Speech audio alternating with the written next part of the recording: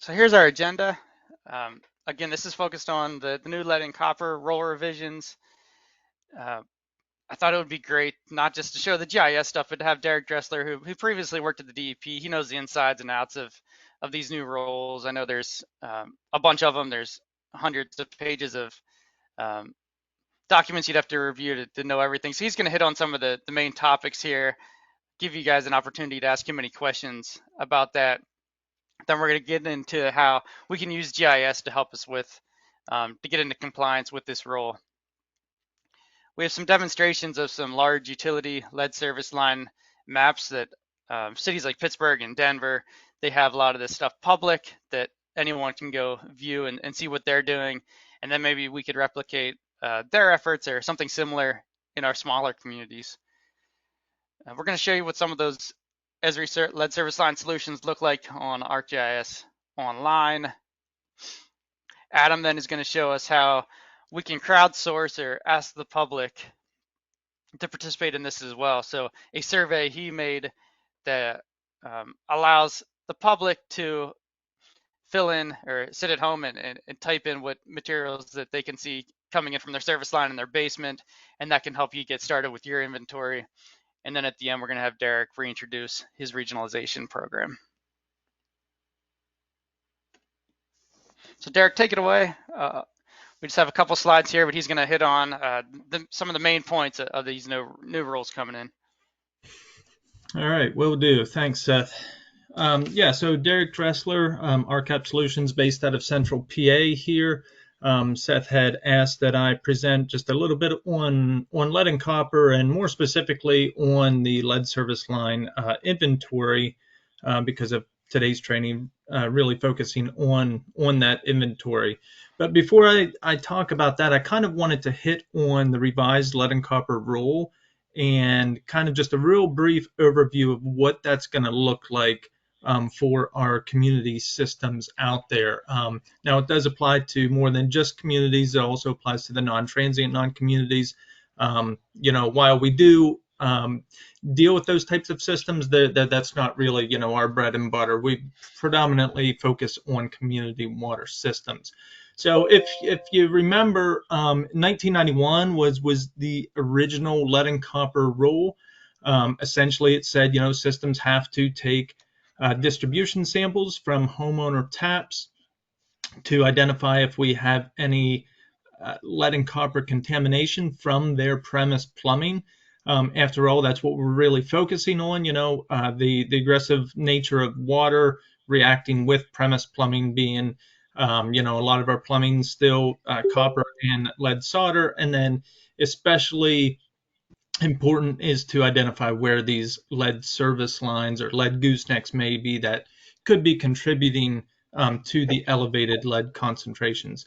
So getting up to speed with the revised lead and copper rule, this is really, while the revisions to the lead and copper rule were kind of in place or were in motion, the incident out at Flint, Michigan really kicked this into high gear. So that's why a lot of what we're seeing in the revisions were kind of centered around what we saw happening in Flint. So I'm going to just talk really quickly on the 6 key areas that have changed with these revisions. So we're going to be identifying the most impacted areas. Under the old rule, it was just system-wide. We just took lead and copper samples pretty much, willy-nilly out in the distribution system wherever you decided. Now, we did have to consider tier 1, tier 2, and tier 3 sites, but with the revisions, we're really going to hone in on areas that have lead service lines. Also, the strengthening the treatment requirements, some of the corrosion inhibitors that were previously used will not be approvable. Really talking about different orthophosphates that we use as sequestering agents. The replacement of lead service lines, again, there's going to be schedules that are formulated for the system to remove lead service lines once they're identified. Increased drinking water sampling reliability. This is built around instead of doing a first draw sample from a stagnant sample, like a 6-hour hold time, instead of taking that 1 liter sample, we're going to be looking at taking the fifth liter sample. Essentially, we want to identify the worst case scenario. So over the previous years, there's been a number of studies done that, say once you open up that cold tap, it takes about 5 to 6 liters of water being flushed through there until we get the water that's representative of the water that was laying in that service line. So that's all that's really focused on there. Risk communication to customers: if we have a lead concentration that's above the action level, instead of a 30-day window to notify the customers, you now have a 24-hour window. So it essentially makes it instead of like a tier 2 public notice, it's now going to be considered a tier 1 public notice. And also better protect children in schools and childcare facilities. This is for systems that have schools and childcare facilities within their system. Under the previous rule, they really could have been avoided or overlooked as a sampling site. That's no longer the case with the revisions. Up to 20% of those facilities within your system have to be sampled for lead each year. So essentially that comes down to every 5 years you're going to be taking, and it's the water system's responsibility to be taking lead samples at these facilities within their system. For a very small system, that may not mean a whole lot. That might mean just 1 or 2 extra sampling locations. For larger systems, this can be somewhat burdensome because there could be dozens and dozens of these types of facilities in their systems. So you can move to the next slide, Seth.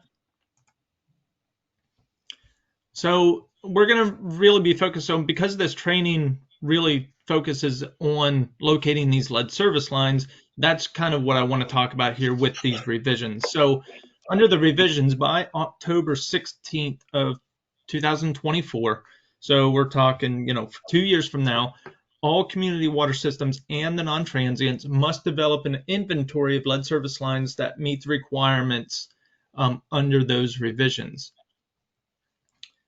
So they need to submit their initial inventories to the primacy agency by that 2024 date. Also, all community systems must notify all persons served by the water system at service connections that they find that are lead or galvanized or lead status unknown. They need to notify them within 30 days of completing their service line inventory.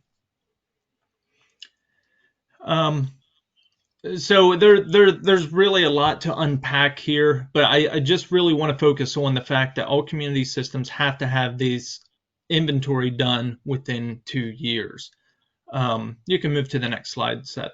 So what that really means, for a smaller system, that may not be that big of a deal, but for many of our medium to large systems, this can be quite burdensome. So as a water system, how is this to be done? There's a couple different methodologies that can be used to properly do the inventory. We can do records review if a water system has records of the actual material that was placed in the ground at that time. That suffices as adequate records to identify, for the purposes of this inventory. Could be visual observation. A lot of times from the inside, we can kind of see the service line come through the basement wall or the first floor wall or wherever, and kind of identify exactly what that service line is, or at least at that portion of the service line. There's you don't want to assume that the entire service line will be made up with that material. I mean, the odds are that it would be, but as we know, a lot of times we don't really know what has occurred, 30, 40, 50 years ago, because of the lack of records. And many times we go around in our systems and we fix these leaks and we end up finding all sorts of different pipe that was used over the years. Also, it can be identified through water quality sampling. Again, I'm not going to totally unpack this, but there is a provision in the revised lead and copper rule that allows you to do a type of sampling within the home to identify whether that home is served by a lead service line. But it seems like it's pretty involved. Like you have to do an upfront sample. You need to do like a background sample, and then you have to do a sample that's been sitting in the line for greater than 6 hours, and then you would compare all these results. And if we see a little bit of a increase in concentration of lead from one to the other, then we can kind of deduce that there is lead in that service line somewhere. Also, it could be excavation. We just go out and rip it up and see what's laying in the ground. Obviously, there's a huge expense to that, to go out and do this throughout the system. There's different methodologies for excavation as well. One of the newer technologies is, vacuum trenching. Essentially, you apply like a water jet, um, and then you suck all the water and the mud out of the hole. It's not as intrusive as like getting a backhoe in there, but again, it can be pretty expensive as well. Other methodologies are, to look in the actual curb box, in the valve box. We can send a very small camera down there. You can see where the water system portion of the service line is, where it meets up with the customer portion, and we might be able to identify those service lines that way. Although, again, that's not, the odds of you actually being able to get down that valve box or through the stem and get into the box and properly and being able to 100% visually see what materials are there. I've read some studies where that can really only occur maybe 30 to 40% of the time. So that might not be the best methodology either. Next slide, Seth. So once we do the inventory and we get that all submitted, and hopefully we're using some sort of GIS component, to this. If we're a system where we're going around and we're methodically going through and locating and identifying all these service lines, that's the perfect opportunity for you to go out with GIS equipment and mark everything that you can visually see at that time. But let's say we get all this done, we get the inventory submitted. What does this mean for replacement for our system? Well, if we're less than 10,000 customers, it doesn't necessarily mean that we have to go and rip all these out.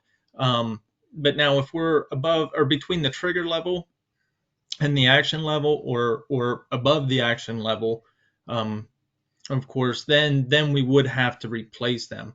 I guess I should note that under the revisions, there is an addition of the trigger level, which is set for 10 parts per billion. The action level remains the same at 15 parts per billion.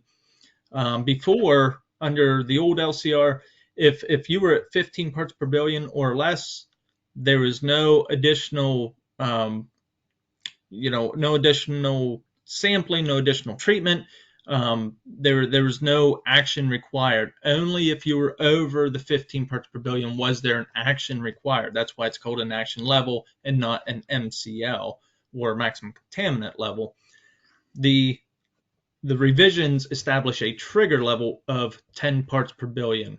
So now if you're above that 10 parts per billion, you might have to do something like install some type of corrosion control, maybe do lead service line replacement, or perhaps even install some sort of point of use devices for the homes that have the contamination of lead.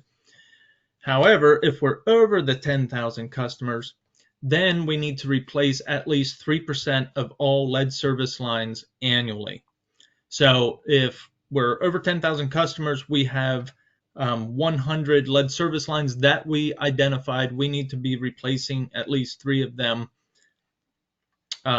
every single year. It's not 3% of total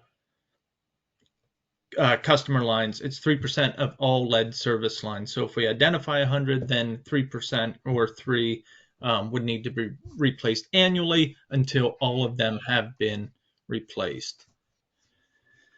So I think that's about it. You can go to the next slide there, Seth.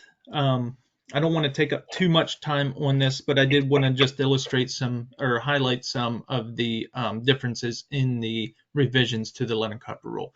So, if, Eh, we don't have a ton of people in here. We can certainly ask questions. Yeah, go ahead, Seth. I think Ray might have a question from Rollinsford, New Hampshire.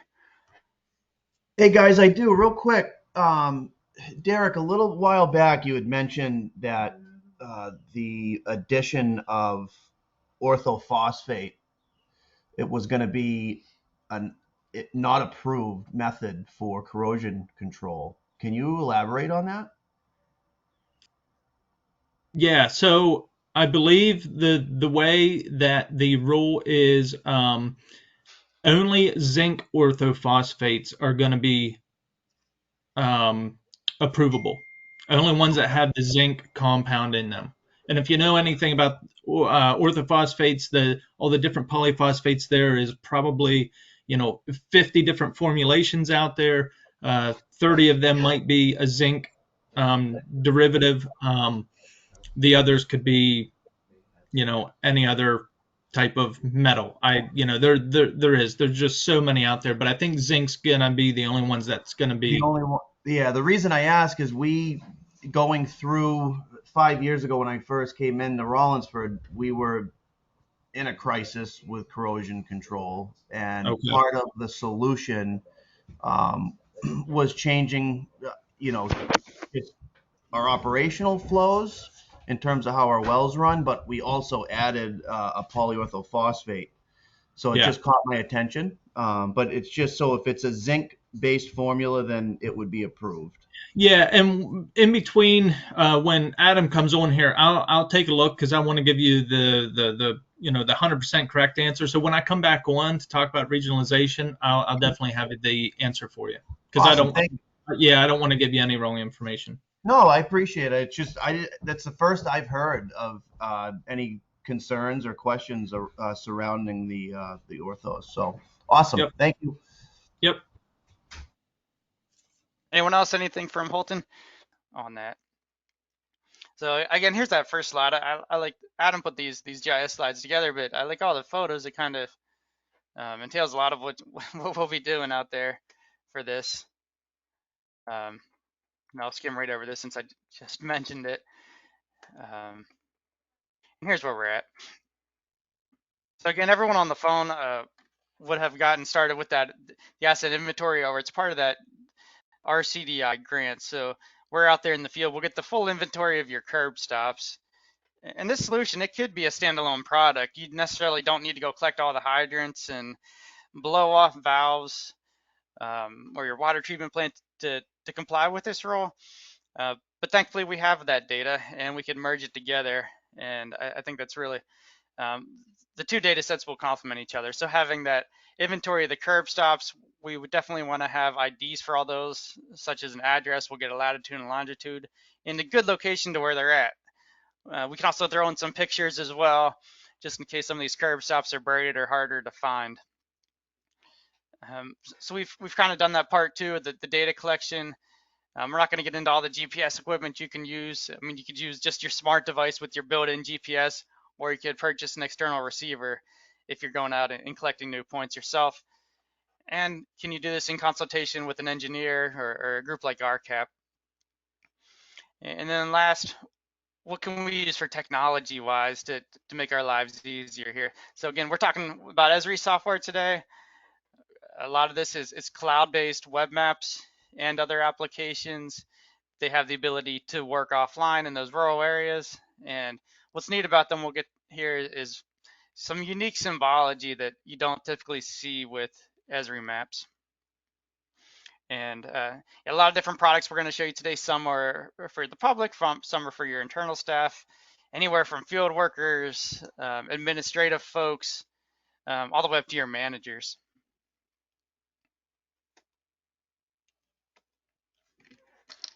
And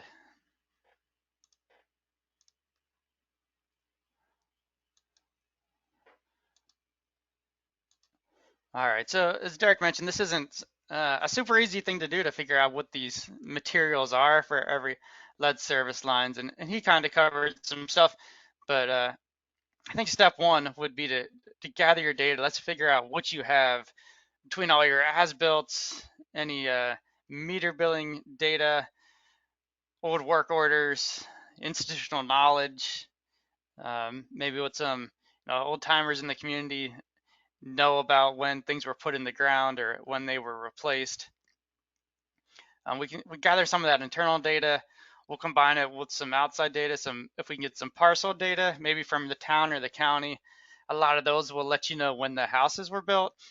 And maybe we could take some of that data if the houses were built, what is it, after 1986, there's probably less likely that there's a lead service line. Or we can look at these maps and kind of draw out on them where the newer neighborhoods are, where replacement programs have been done. We can also look at some real estate, local business records, see if we can get any of those, maybe architectural drawings or the as-built from when those were put in, to give us at least some first guesses on what's going on in your system. Maybe some areas we could kind of discount right away that we know that they certainly would not have lead service lines, and then there's other sections of town that we're not so sure about, that we'd consider them unknown and we need to do more research on. So next, we're going to choose which technology we're going to use, which GIS software we want to use to collect all this information, to display it, and to manipulate it. For us, this is easy. We're going to use Esri. That's the main industry standard. We're talking about this lead service line solution. So it's a huge solution that includes all these different items that we're going to show you. So it's the field maps, the stuff at the office, all the different web maps, the dashboards, the hubs, and the folks that have worked with us with RCDI, and also the Technotrain GIS folks on the call.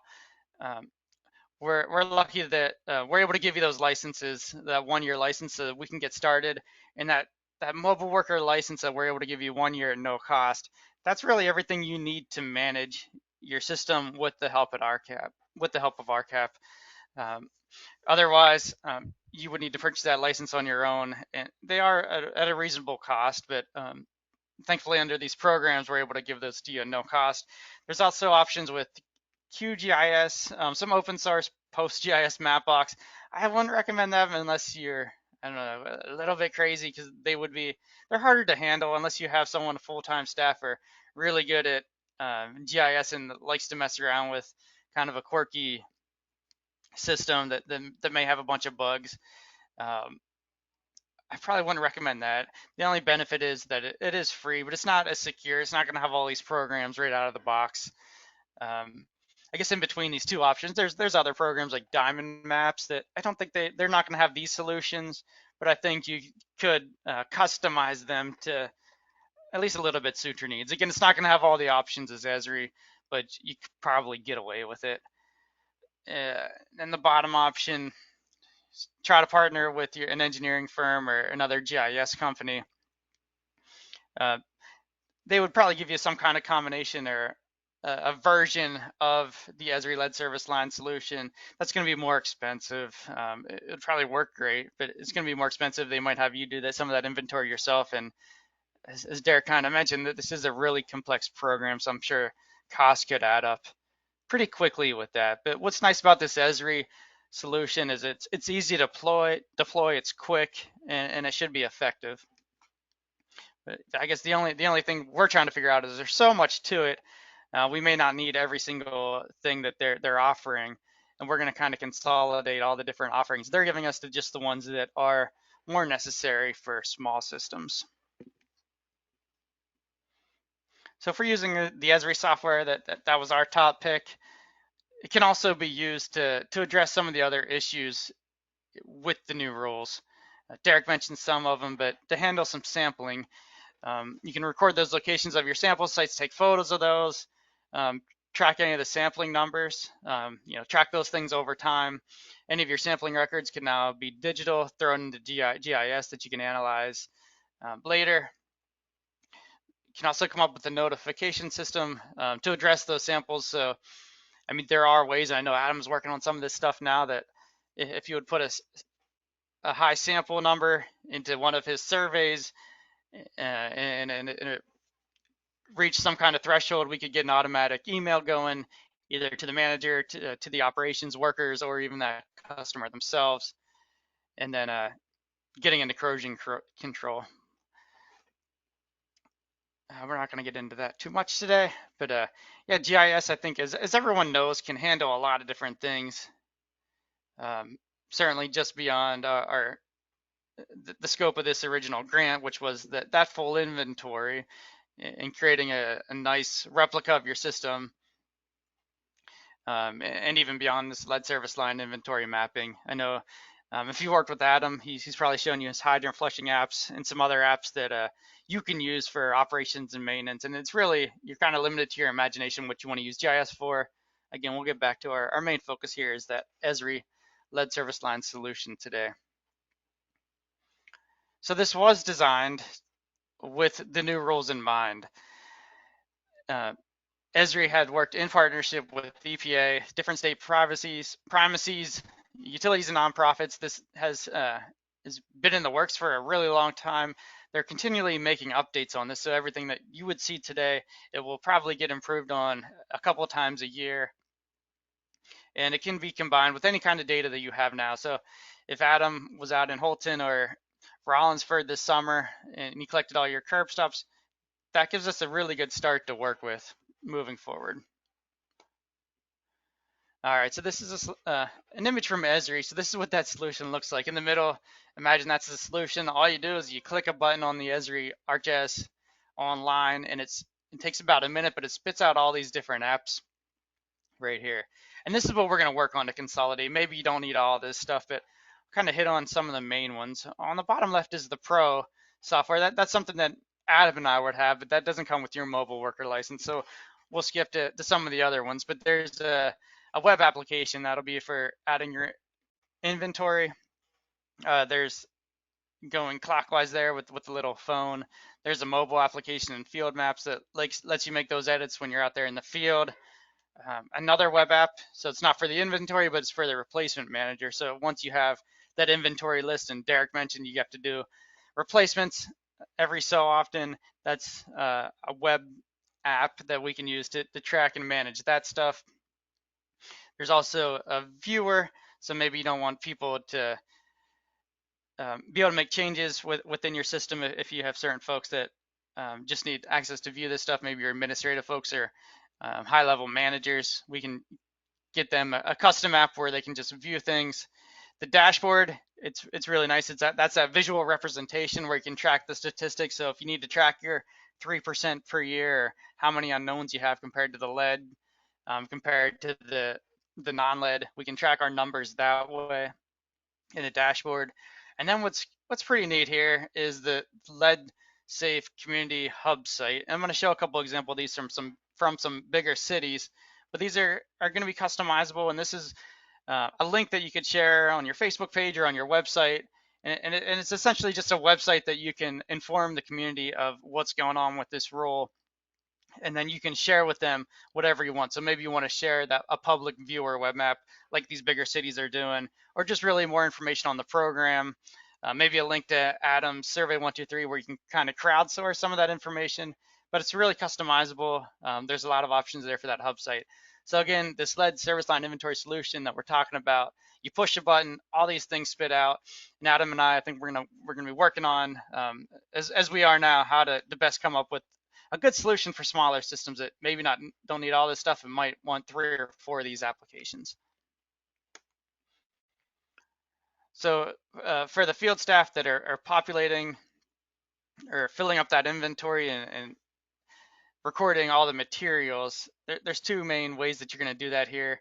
On the left, the Pro, that's not something you guys are going to have access to, but you would use something like the web app for the lead service line inventory editor and the mobile application, as we mentioned. All right, so I'm gonna show you the live link a little bit later, but starting off with what that replacement program would look like using the Esri solution. On the top right, you can see what the legend looks like. and this would be to track that replacement status. So whenever you have your curb stops, as everyone has, we would have some fields set up in there that any of your folks would be able to edit. One of the fields would be that replacement status. So we could be able to track things like it doesn't need replaced, it needs replaced, it's scheduled to be replaced, it's already been replaced, or something other. And using that, we could create this map here that you could easily be able to tell, what's been done already and plan your work for that replacement program. On the top left, there is a little bit of a filter here where you can turn on and off. So maybe you only want to see things that have been replaced. You can turn that filter on, get rid of all those other symbols, only see the diamond and green, or change it to the ones that need replaced. So different ways that you can easily manage your data without having to like count dots on the map or anything like that. And then we have the note down there that we're using the same data set, but we can use different symbology with it. So everyone that's seen Adams map this summer, you have your little curb stop dot. I mean, that's essentially what these dots would be too. We're just putting a different symbol on them based on that replacement status rather than just maybe the location in someone's yard. And the unique thing about, so this is another way that we can symbolize still that same data. We're still looking at curb stops, but now here's a different way we can look at the symbology. So instead of just that location in the ground, instead of looking at the replacement status, let's look at the materials. And this is what's unique that Esri created with the solution that you normally don't see with GIS maps, but it's kind of two-sided symbology, and it might take a minute to get your head wrapped around it. But it's a circle that's split in half, as you can tell. The left side is the utility side, and the right side is the customer side.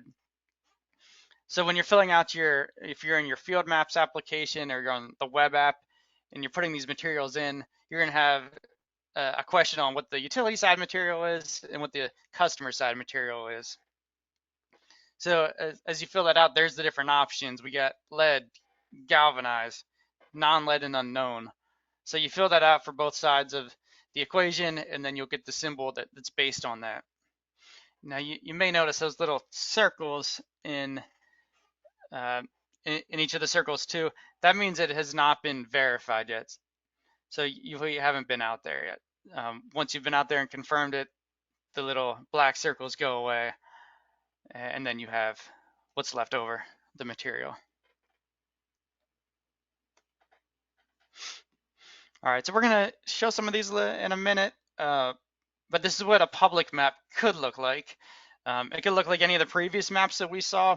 I think it's kind of up to the system. I know this could be perceived as pretty sensitive data, but I guess for what it's worth, some of the bigger cities have this out, and we can really customize what we're comfortable with the public to see. Even on this one, I just noticed that the location, it's right on top of the structure, so it's not going to be exactly where that curb stop would be in the yard.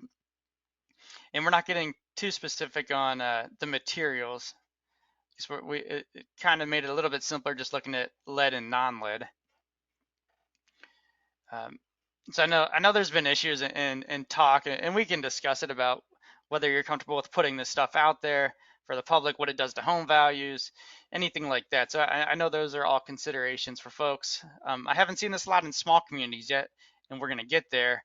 But yeah, a lot of these larger utilities must be good with putting it public, because their stuff is wide open for anyone to see. So here's one of those dashboards that we looked at. So straight out of the box with Esri, they give you something like this. And we can customize this to show whatever information is useful to you. And these dashboards, you can show a variety of things. You can see some like bar graphs, the donut graph thing here, just a number count. We can look at percent changes, how many things were replaced, the pie charts here. So there's a lot of different ways that we can visualize any of our data. So of course, this one's on the lead service line inventory. It's letting us track how we're doing with our program. We still have a bunch of unverified. We have a bunch of unknowns. We can track that the 2-year average or 1-year average to make sure we're getting our 3%. We can easily see how many of these were replaced. And again, this is a better way than just counting dots on the maps to figure those things out. This is pulling in all that data that we were looking at, and hopefully it is a nice visual way that you can easily keep track and maintain your program. And I should say, in part 2 of this, next time we meet in the next quarter, we're going to let you guys work hands-on and adding new points in. And then you'll see how, and so you'll put your point in, you'll be able to see what the materials on both sides of the curb stop, whether it was verified or not. You can put in your replacement status, we'll have fun with it. And then we'll see how those numbers with everyone putting that data in can get reflected here on the dashboard. As you make those changes in the field or on the office or at your house when you're doing this training with this next quarter, this dashboard will update and your maps will update. If we have people from Pennsylvania or Maine or Massachusetts, all those updates will get synced in real time, so we'll be able to see what everyone else is doing, and hopefully we come up with a nice way that kind of ties it all together then, rather than just the demonstrations we're seeing here today. So we'll send these links out to you guys later, but I wanted to pull up some of these public maps that some of the cities are doing, and with these, what a hub would look like. So I think these are bigger systems. They probably had their own. They probably have their own IT folks that design some of these hubs. So we can make something similar with Esri, but even for your small community, we could come up with a page similar like this that we can give information on a lead reduction program or talk about the new rule, provide information to the public, a Q&A, any type of information that would be vital to them. We could have a link to Adam's survey on here, and then what they do is they provide their public map. Now their symbols are going to be a little bit different, but up here you can search for addresses. You can click on any of the dots, see what's going on. The green here means no lead service line. We have the address, and then they have some information here on their pop-up to get more information, or if you have questions. We'll see what the blue circle or blue square is likely to have a lead service line. And they have some different categories on where they got that information. And really what to do. It's pretty neat that you can sign up for updates on things, put in your contact information. So this is what we could do for you using that solution to make a public map. We have the Esri template. We're able to customize those or modify them. They're just there as a template to get started with. But this is essentially what we could offer to other communities. Here's another one. This is a confirmed lead. It's included in the replacement program. So whatever kind of categories you would have or what are needed for to comply with the rule, we can match that up. So Denver, it looks like they used some kind of modified version of the Esri service line solution. Here's Pittsburgh, Water and Sewer Authority. It's similar. They're showing some statistics up here, how many had been replaced. Something we could do too. We saw that number on the dashboard, so we could tie that into a hub page, little Q&A site. Definitely, we got some links up here with more information. So all this stuff, this is what we could throw on a hub site for you if you wanted it. Otherwise, here is their map. So these symbols are going to be a little more familiar to what we looked at earlier. They also have some areas that are showing, and again, this is what we could do too, showing where the replacement areas are, where they completed, where they're planning, or where their active work zones are. So we can zoom into one of these neighborhoods. So definitely a system that's over 50,000. They made this stuff public, and here's all their symbology at each house or each structure. So yellow, non-lead, non-lead. Here are some of the fields that they have. This would not be all of them. These would just be the fields that they want to share with the public. So they want to definitely let the public know what the public side material is.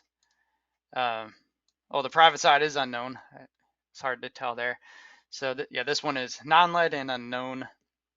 And then they gave a little bit of their sources on where they got that information. So definitely not as much information in the pop-up as the Denver system, but again, I think there is some flexibility and customization that we can do to make sure that you're providing all the information that you want the public to see. All right, so there's a couple other ones. Feel free to browse them.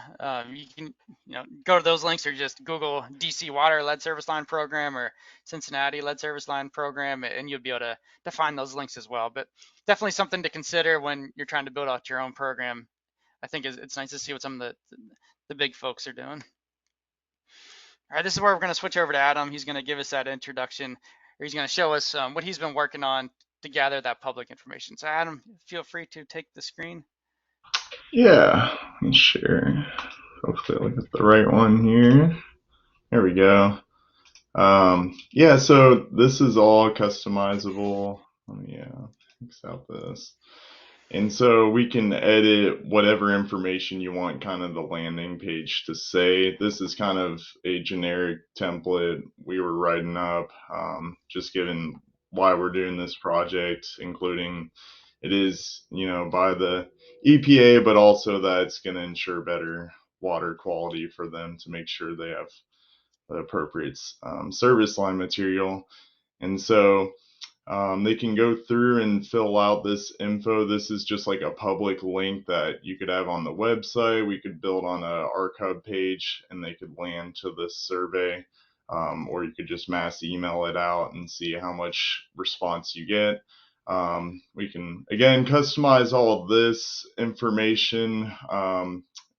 When we were creating this in mind, even for potential Puerto Rico projects kind of on hold now with the hurricane, but we can set like a default location here, and then they can type in their home address or their current location if they want to allow that, like where I'm at. And you can actually zoom in and then click on your house that way, because sometimes I know in the rural areas you might put in your home address, but it's going to bring you like a half mile away from the actual home or something. So then you could click it there just to give the latitude, longitude. We can take out additional questions, make this really streamlined with just like a few questions or more detailed. Believe it or not, there are utility systems that don't have metered, so we can take this option out altogether. I know Holton and Ronsford, you guys have metered up, so we could even just automate that as yes, take it out altogether.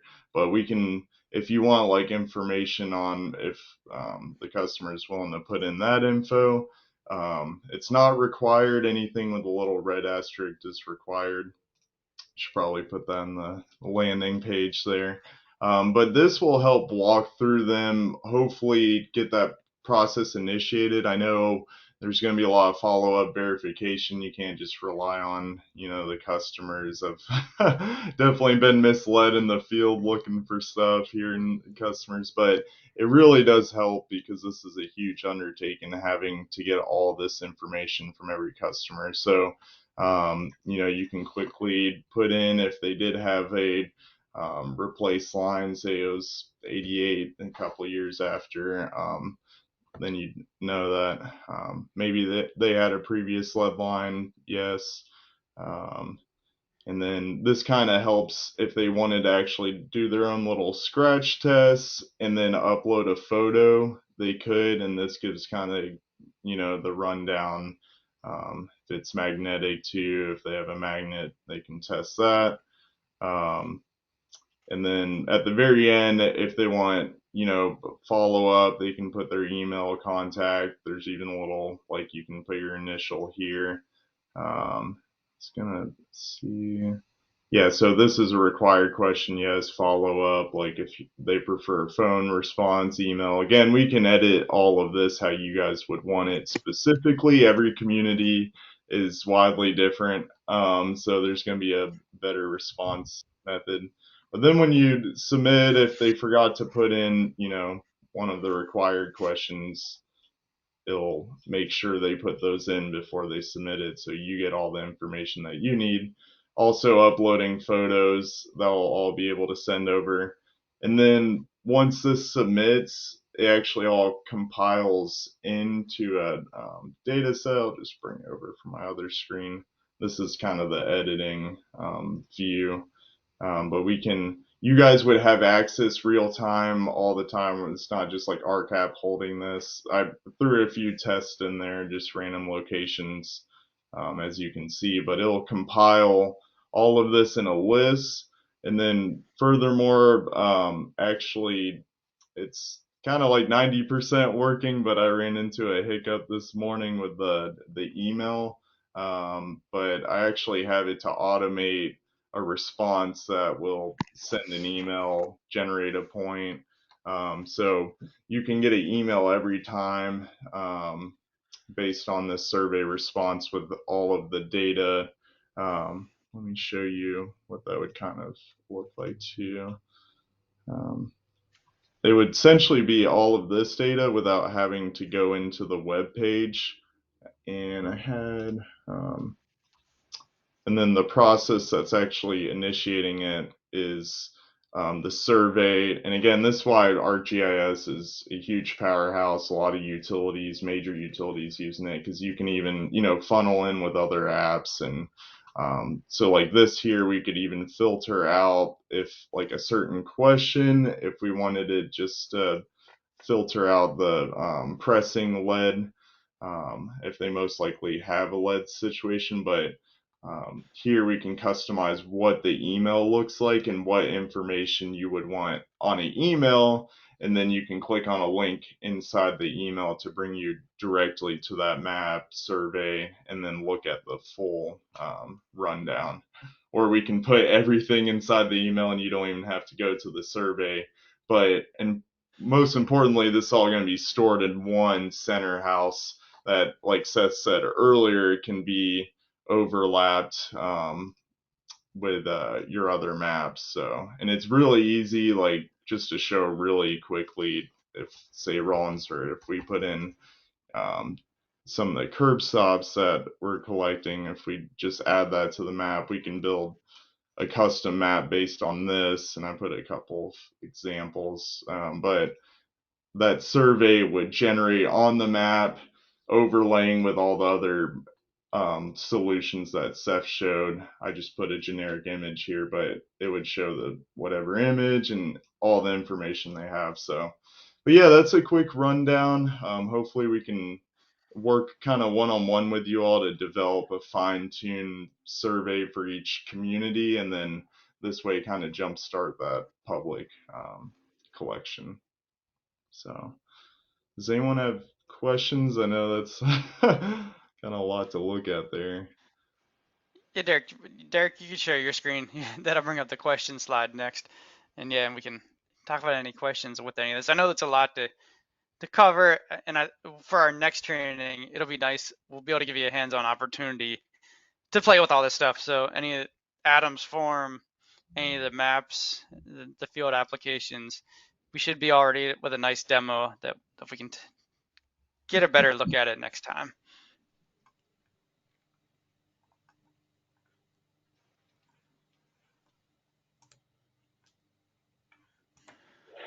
All right. Well, if there's no questions, so for Rollinsford and Holton, we're going to cover some regionalization aspects of this RCDI grant. So feel free to jump off, but if you want to learn more about this, I'm sure there could be some opportunities up there as well, or stay on to hear Derek talk. He's going to talk about what he can offer for that regional collaboration with RCDI, but yeah, feel free to jump off if you want to. Hey guys, I'm going to jump off. This is Ray. Thanks for the invite. I learned a ton. All the different aspects are great. Adam, I look forward to working that next process through on the maps. And I'll be in touch. Hey, Ray, before you go, I'm sorry to bother you, but would you mind, we'll do the post test here, since I Oh know yeah, no people might problem. jump off. Yeah, that would be great if we could get some folks to do that Yeah. for someone.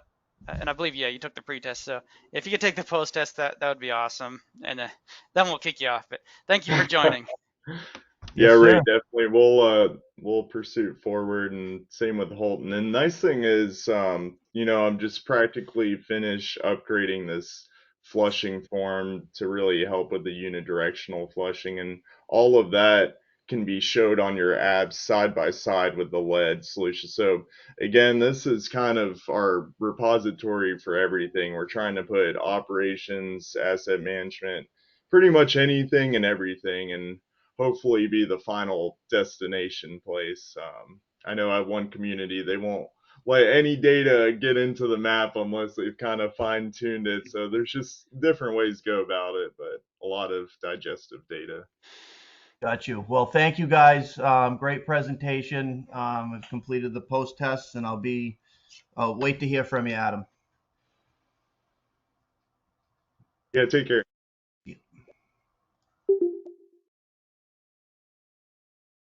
All right, we'll give you about 15 more seconds.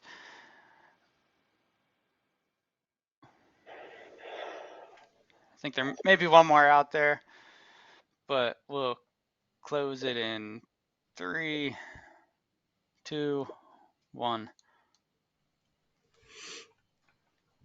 All right, Derek, take it away. Tell us about regional collaboration, what you can do for our RCDI communities. Okay, great. Can you hear me all right, Seth? Yep. Okay, perfect. Okay, so just before I jump into this, I just want to get back to the gentleman that had asked about the orthophosphate for a corrosion inhibitor for the lead and copper Oh rule. no, Derek, he just hopped off, but Oh, was it him? actually, I will literally just put him on speaker because I know he'll be interested. Let's see if Right. he'll answer, or I'll just have him have you email back to him. Hey Ray, Derek has the answer to your question now. He forgot to throw that in before you jumped off. So Yeah. Yeah. all right, Yeah. can you hear So him, Ari? I can hear him. Yeah. Okay. okay, great. Yeah. So the revisions for the lead and copper rule do not specify a particular type of orthophosphate. So whether it's zinc or some other compound, it would be okay as long as the inhibitor that you're using is a orthophosphate blend of some sort. What they're trying to get away from is because under the original rule, as a corrosion inhibitor, you could use a silicate-based compound, or you could use pH adjustment, or even some systems would bump their alkalinity super high to inhibit any type of corrosion. All of that is going away. The only type of corrosion inhibitor are going to be orthophosphate compounds. So I think you'll be okay. Yep. That's good to know. Awesome. And that's so when I started up, they were doing one of those treatment techniques, which they were trying to bump their alkalinity up. Yep. And that was the only technique they were using, but it was falling short. And that's when I reached out and got the information on the polyorthophosphate blend that we used. Yep. Or Yep. used. Then that's all real good information. Cool. So I don't have Yep. anything to be. I was just Nope. nervous. It's working really well for us, and I'm like, man, if I have to take that away, that's going to change my game a lot. Right. Nope. I think you're safe. Cool, man. Well, I appreciate it. Great Awesome, job, and guys. yeah, thanks for asking, Ray. It's really good info to know for the rest of us. So Yep. Yeah. I mean, it just that just like caught my attention immediately because we're hanging our hats on that because that's been a game changer for us because there was just no other way out of the corrosion issue we were facing, you know. Yeah. So anyway, I can fill you in more on that later on, the process and how the success we had with it. yeah, and Ray, I can always hook you up with Derek's contact. He's really a lot more knowledgeable on the operating side of things than myself. So yeah, but all right, well, I'll let you go and talk soon. All right, see if you can reach out to me this afternoon. Yeah, for sure. All right, cheers, Ray. See you. Okay. Hey, Derek.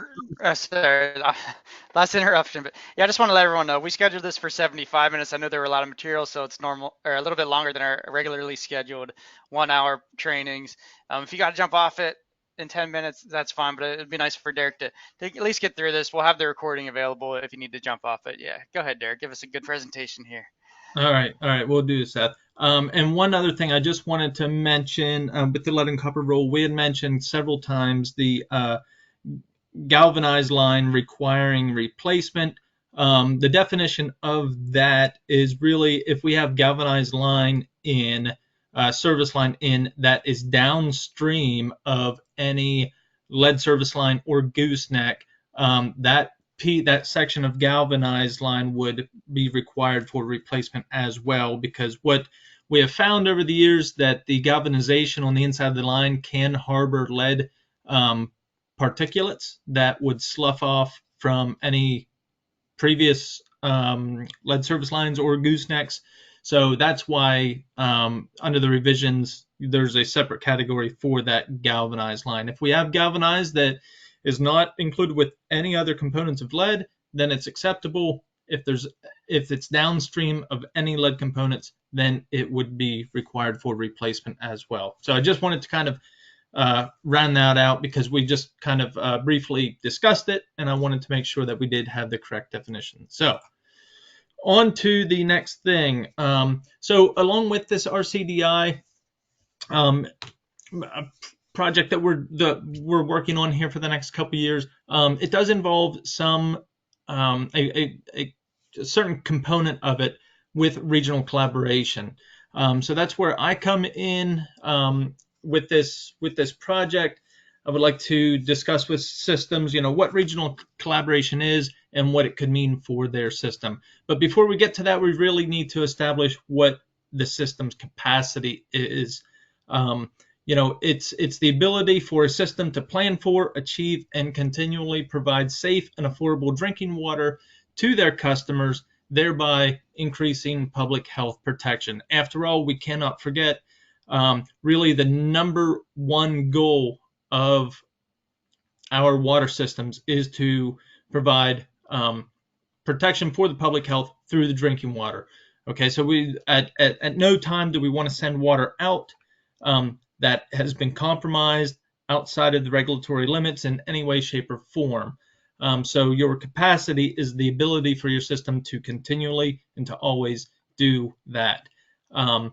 Now, we recognize that one tool for building this capacity, whether it's we can always say, well, we need more money, well, we need more infrastructure, well, we need more operators. Every system out there has those needs, but there, one of the tools that we often overlook is through system partnership or collaboration. And I'll get into more of what that looks like. Collaboration really is just working with another organization for mutual benefit to both organizations. This can add or improve services that you really can't afford to deliver or perhaps deliver well on your own. So finding some other organization to help out in such a way that really builds your capacity is what we're talking about.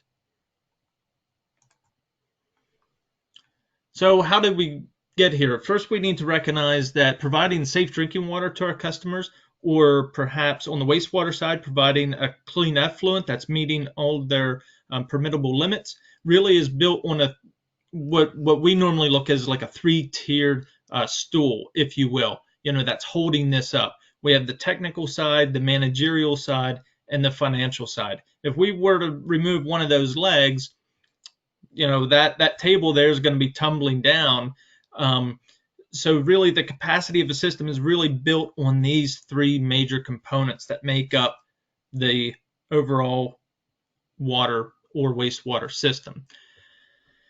Now, as many operators know, oftentimes we get stuck in a spot where we have to deal with some major issues because of things that were done in the distant past. So these long-term issues have often been ignored because of legacy, what we call legacy capital investments that were made by previous generations. Or what I like to say is, oftentimes it's really the lack of capital investments made by previous generations, because the idea was, 30, 40, 50 years ago, we're going to superficially keep rates as low as we possibly can, because I get it, nobody wants to pay those rates, but you're really just kicking the can down the road, and you're setting yourself up to where now you're in a position where you can't really afford it. So now we have some new operators in there. They really want to build the capacity of the system, and it just seems like it's harder and harder to get there because of these decisions that were made so long ago. So just taking a look at a graphic here on your screen of what regional collaboration looks like. There's different tiers, if you will.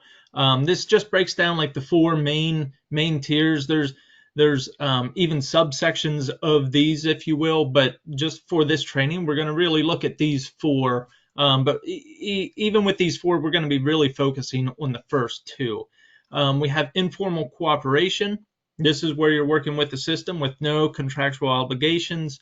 Many systems are doing this on their own without even really knowing that it is a form of collaboration. We also have contractual assistance. Think of like perhaps your certified lab. They're providing a service that you really can. It's just not feasible for you to provide that service, so you outsource that. You contract with a lab. That would be a form of collaboration as well. Along with shared governance, we think of like joint authorities, joint power agencies. And then to the far right, we have ownership transfer. This would be where we have a system that is absorbed by another system, or essentially just bought out, acquired, however you want to express it. That's really not what we're talking about. We don't hone in on that. We normally don't really champion that idea. We like the small communities. We like the complete ownership of a system. With the folks that live in town that are truly vested in that system. But we also got to recognize that that is a form of collaboration. So I'm just going to briefly go over these different tiers, if you will. Like I said, informal cooperation. This could be, as an example, sharing of equipment, perhaps mutual aid agreements between systems, purchasing chemicals in bulk. These are all really good examples, but it could be something that's even really more informal than that. I just have a few examples here, like of these tri-town briefings. These are systems. Now, these are real world examples. These are the ones that I've been involved with for the last number of years. These briefings are just a standing meeting, a weekly meeting where I have 3 operators that get together to drop samples off, and they're there for half an hour, 45 minutes, where they just they're just talking about the last week's activities, what may be coming up. Sometimes it's work related, sometimes it's not. But it's an opportunity for them to get together and kind of discuss these ideas and go back and forth and really help each other out.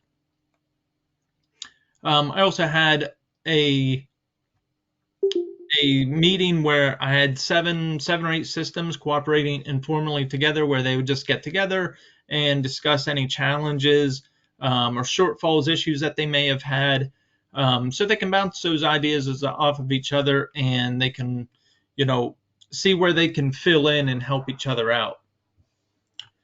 So I just ask, is it even regionalization? Well, many systems, like I said, practice regionalization without even knowing it.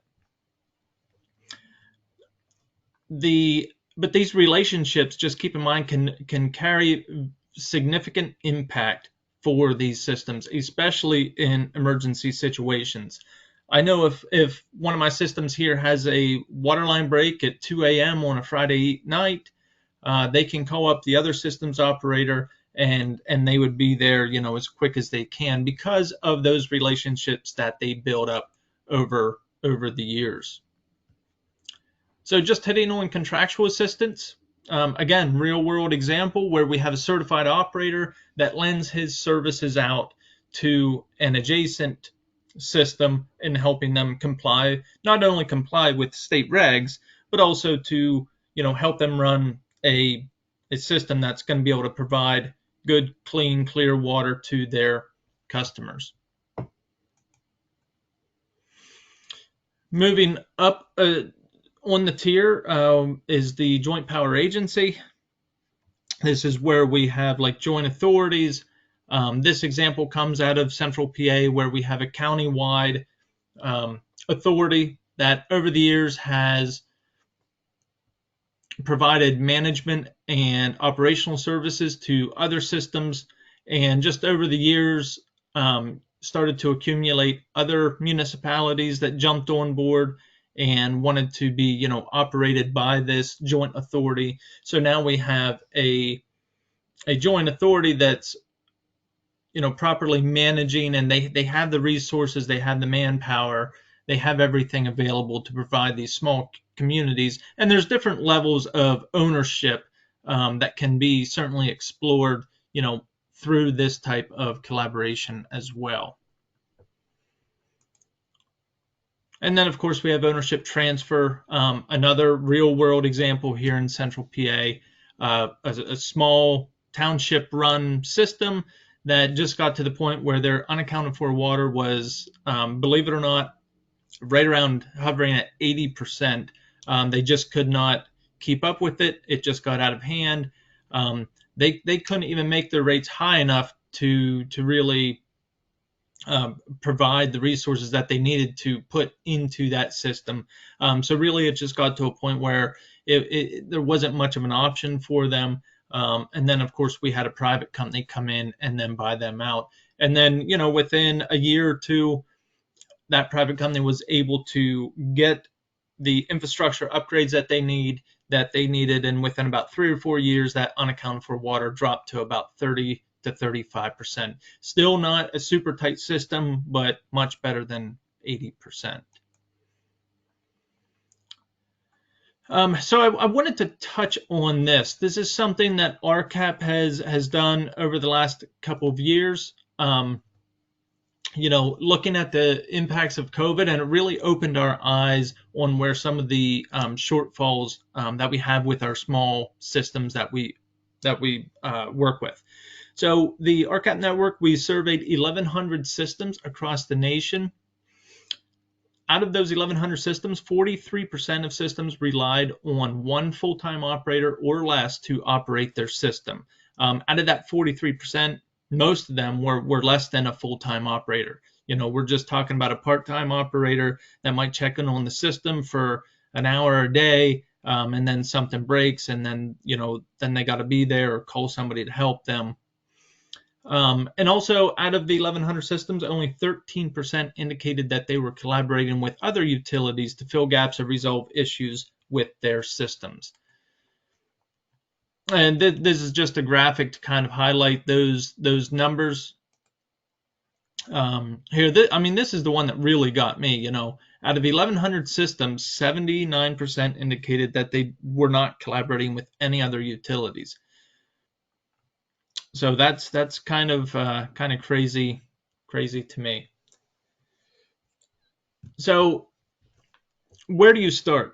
What does this look like? I know that I just kind of ran over the regional collaboration and what it looks like. I could spend a full day or two just talking about those different tiers of regional collaboration. But really what I'm honing in on is the first two categories, with the informal cooperation or the contractual assistance. But let's say I'm a system out there, small system, kind of struggling with several issues. I don't really partner with anybody. Looking kind of for the next step. Where do I start?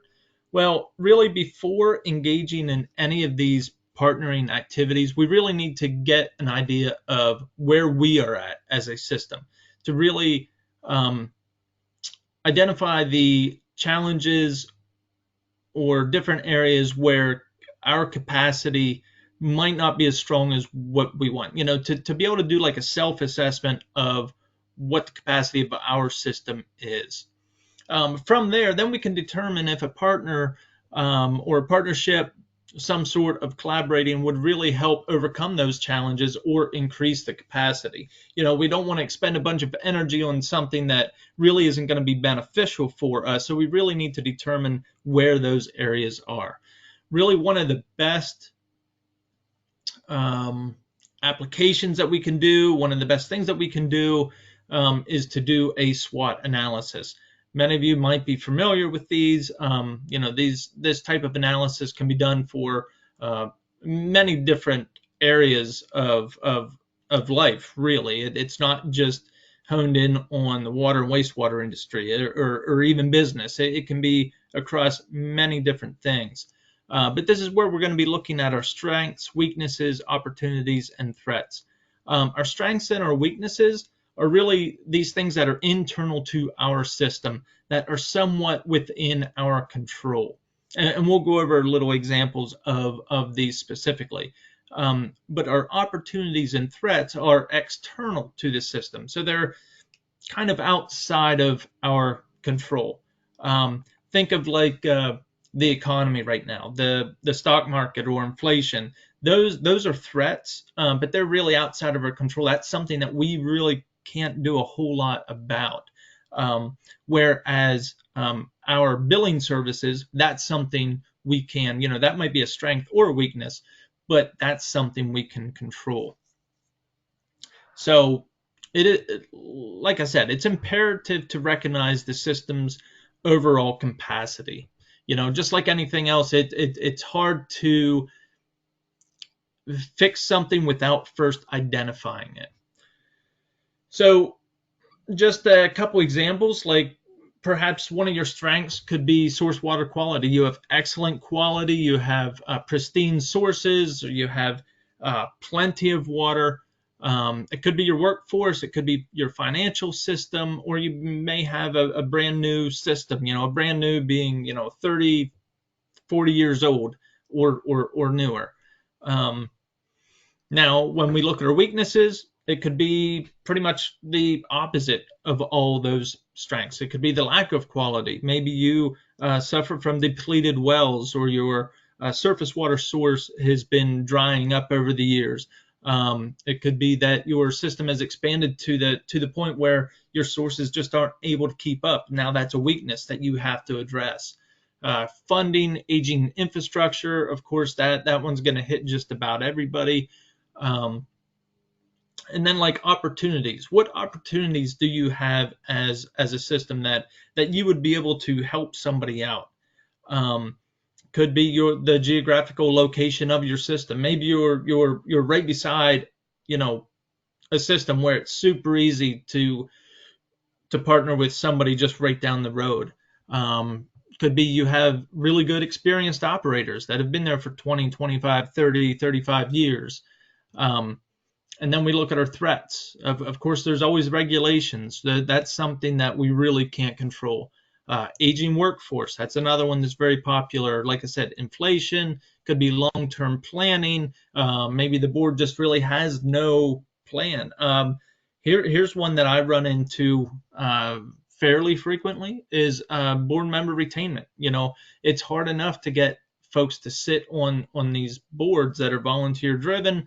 A lot of folks just don't want to put the time in that's required to operate efficiently. So it's always been kind of a struggle for your system.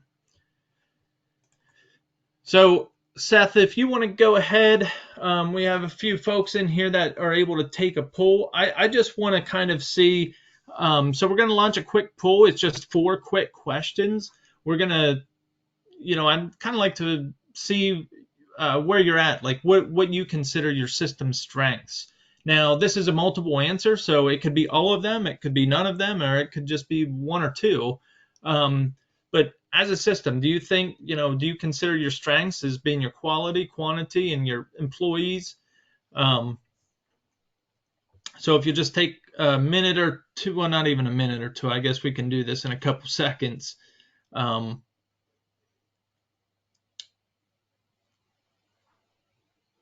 Yeah, Seth, and you can, oh, there we go.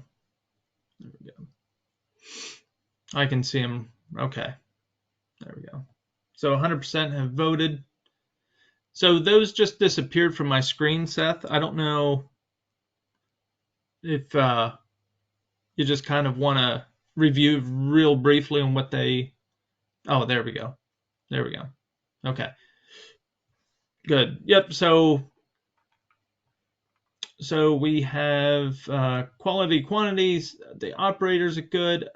Financial situation, infrastructure, not as much. Okay, the second poll. Let's take a look at your weaknesses.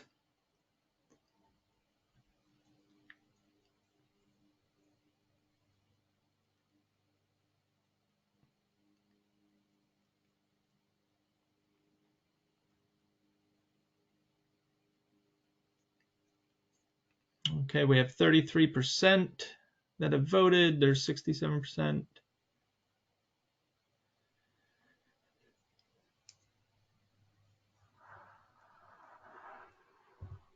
Okay, great. So need of funding and aging infrastructure, all three have indicated is certainly a weakness, which is not surprising whatsoever. So Seth, if you want to launch the third one, what about opportunities? What opportunities do you think you have as water system? Do we have the knowledgeable body, the governing board? Do we have experienced operators? Do we have any existing working relationships with neighboring systems? How about training programs for new operators?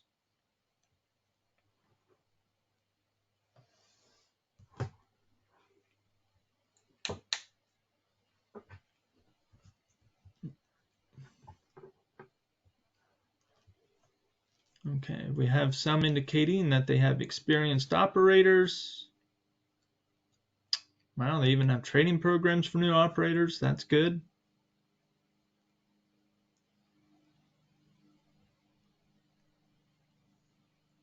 Okay, and the fourth one.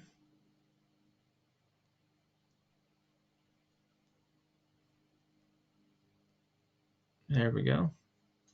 How about the perceived threats to your system? Increased regs, aging workforce, inflation, long-term planning, / succession planning, or governing body challenges.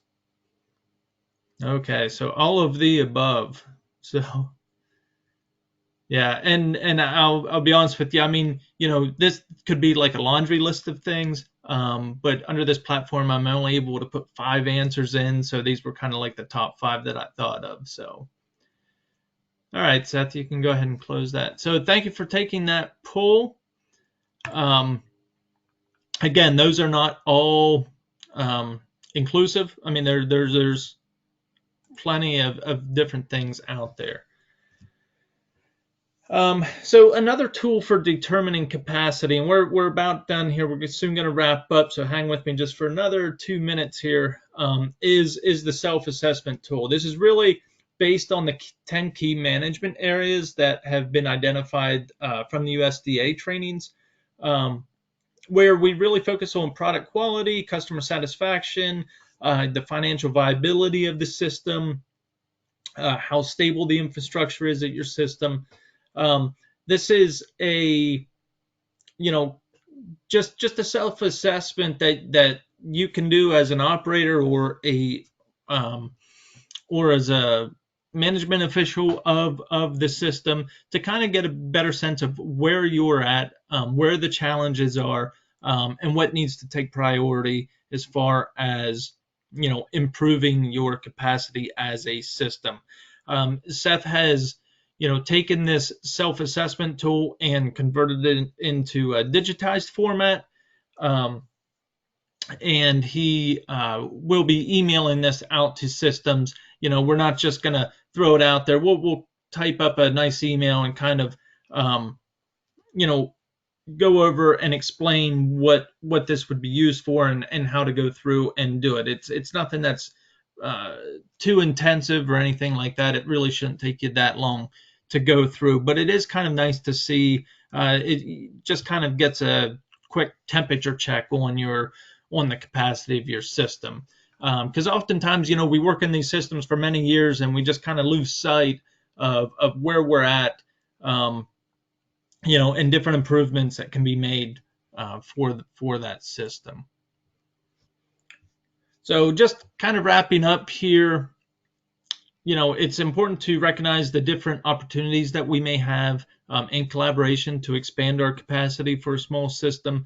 Like I said, the first step is that self-assessment, that self-awareness of where your strengths and your weaknesses are. And then we always have the opportunity to build from that. Once we recognize where our shortfalls or shortcomings may be, we can also, always build capacity from that through perhaps collaboration. So just one quick last final poll, just for those still hanging on there.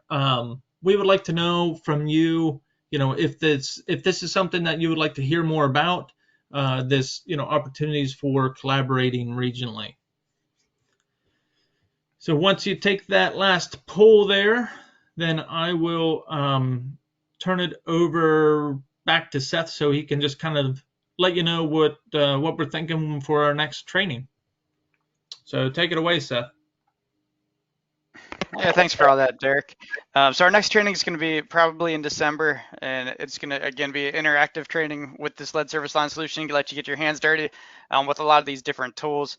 I should also let you know we're a year in now, so we had some lesson learned with our training program so far. I think there's still improvements to go to get more folks on here, but we're going to get rid of that Facebook page that we had stored some of the recordings on, and come up with a different platform to put those recordings. I'm thinking about an ArcGIS hub, where we can have the recordings and other pertinent information, put some data on there for the systems.